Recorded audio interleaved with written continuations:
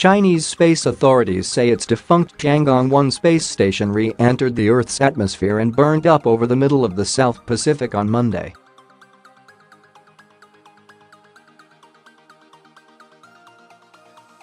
The craft re-entered the atmosphere around 8:15 a.m. Beijing time, 0015 GMT, and the vast majority of it had burnt up upon re-entry.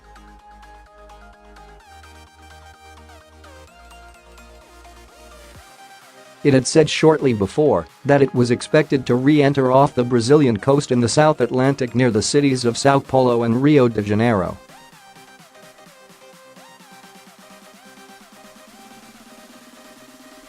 China's space authority said on Sunday that the station would hit speeds of nearly 17,000 miles per hour before disintegrating.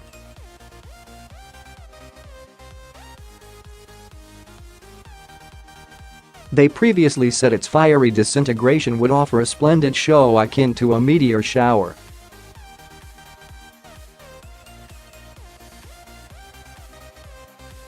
The space lab will mostly be burnt up in the atmosphere, and it's highly unlikely to cause any damage on the ground, authorities say.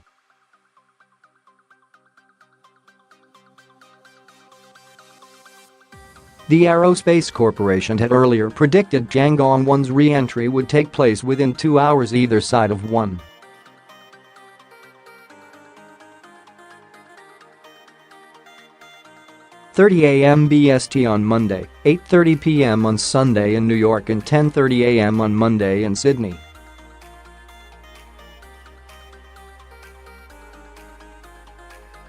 Based on the space station's orbit, it could have come back to Earth somewhere 43 degrees north and 43 degrees south, a range covering most of the United States, China, Africa, Southern Europe, Australia, and South America.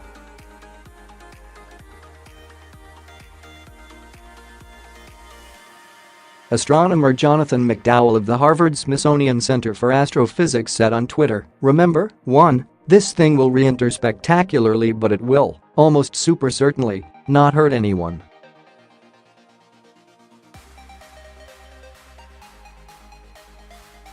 2. We may not know that it's come down until an hour or so after it actually has done."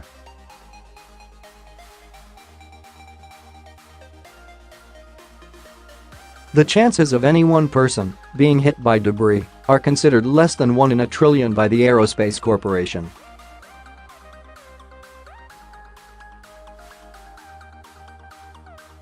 Meteorologist Brian Bennett said, "When it reaches 65 miles above the Earth, it will no longer be able to orbit and will begin its rapid re-entry."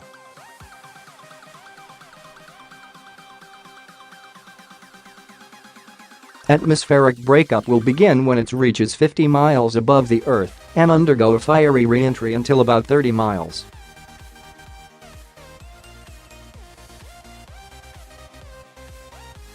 Only about 10% of the bus-sized, 8.5-ton spacecraft will likely survive being burned up on re-entry, mainly its heavier components such as its engines.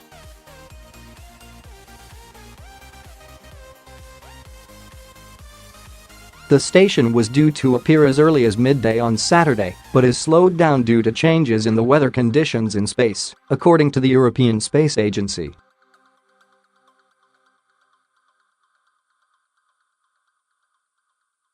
The agency said calmer space weather was now expected as a high-speed stream of solar particles did not cause an increase in the density of the upper atmosphere, as previously expected.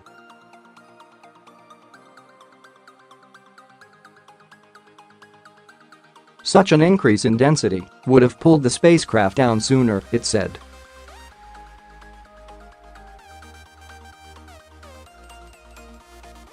The re-entry window remains highly variable, the ESA cautioned. There is similar uncertainty about where debris from the lab could land.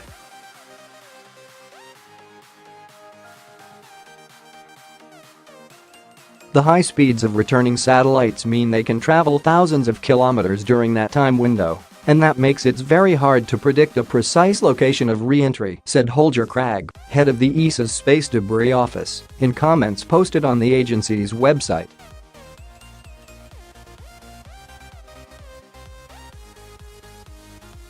The ESA added, however, that the space lab will likely break up over water, which covers most of the planet's surface.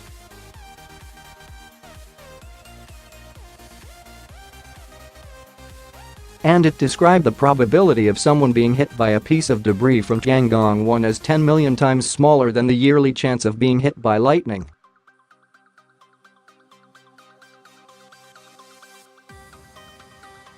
There is no need for people to worry, the China Manned Space Engineering Office said earlier on its WeChat social media account.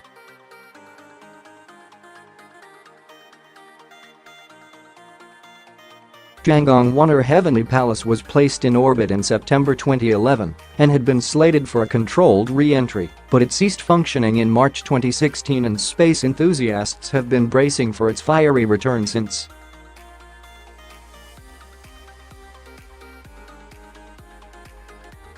The station played host to 2 crewed missions and served as a test platform for perfecting docking procedures and other operations.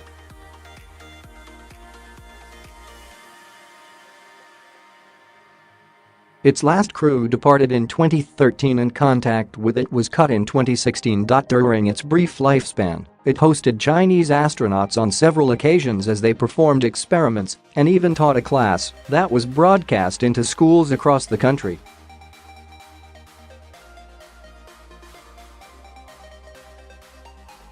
The ESA said the lab will make an uncontrolled re-entry as ground teams are no longer able to fire its engines or thrusters for orbital adjustments.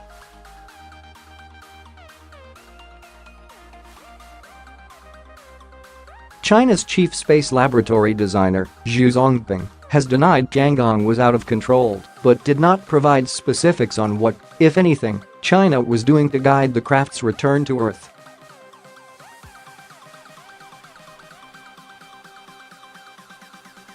China will step up efforts to coordinate with the United Nations Office for Outer Space Affairs as the re-entry nears, Foreign Ministry spokesman Lu Kang told reporters on Friday.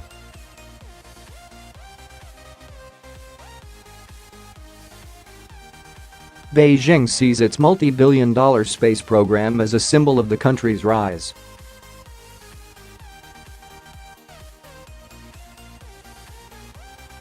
It plans to send a manned mission to the moon in the future. China sent another lab, Tiangong 2, into orbit in September 2016 as a stepping stone to its goal of having a crewed space station by 2022.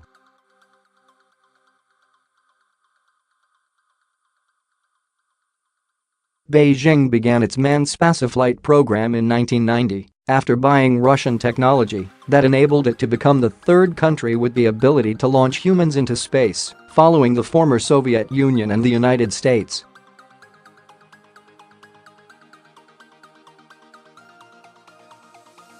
During the re-entry, atmospheric drag will rip away solar arrays, antennas and other external components at an altitude of around 60 miles, according to the Chinese Space Office.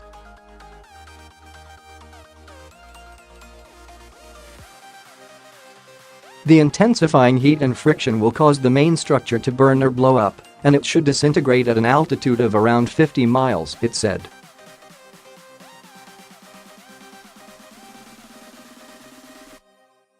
Most fragments will dissipate in the air, and a small amount of debris will fall relatively slowly before landing across hundreds of square miles, most likely in the ocean, which covers more than 70% of the Earth's surface.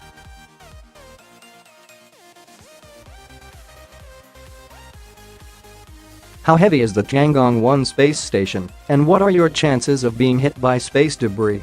The Tiangong 1 space station weighs 8.5 tons and is 34.1 feet, 10.4 meters, long. The Spacelab was originally planned to be decommissioned in 2013, but its mission was repeatedly extended.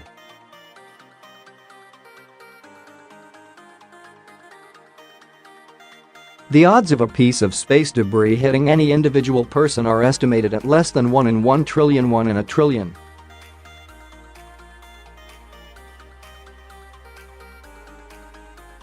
However, experts advise that it is best to not touch any space debris or breathe in any vapors it may release if anyone does come into contact with it.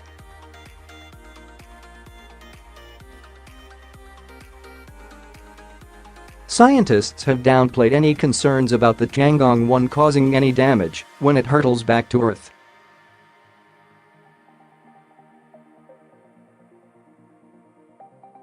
The European Space Agency noted that nearly 6,000 uncontrolled re-entries of large objects have occurred over the past 60 years without harming anyone.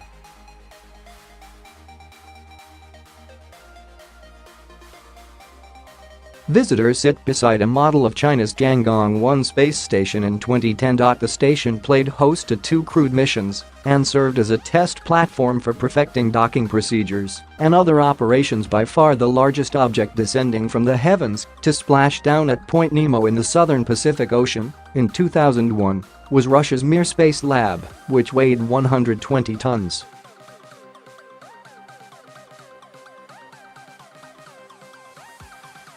Jonathan McDowell, an astronomer at the Harvard-Smithsonian Center for Astrophysics, estimates that Tiangong-1 is the 50th most massive uncontrolled re-entry of an object since 1957, when the Soviet Union launched Sputnik 1, the world's first artificial satellite.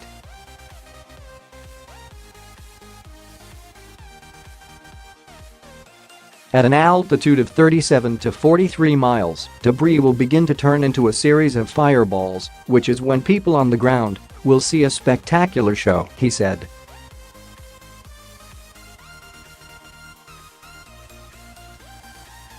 Experts will not know the precise location and speed of the space station, but it is thought to be traveling at around 17,000 miles per hour.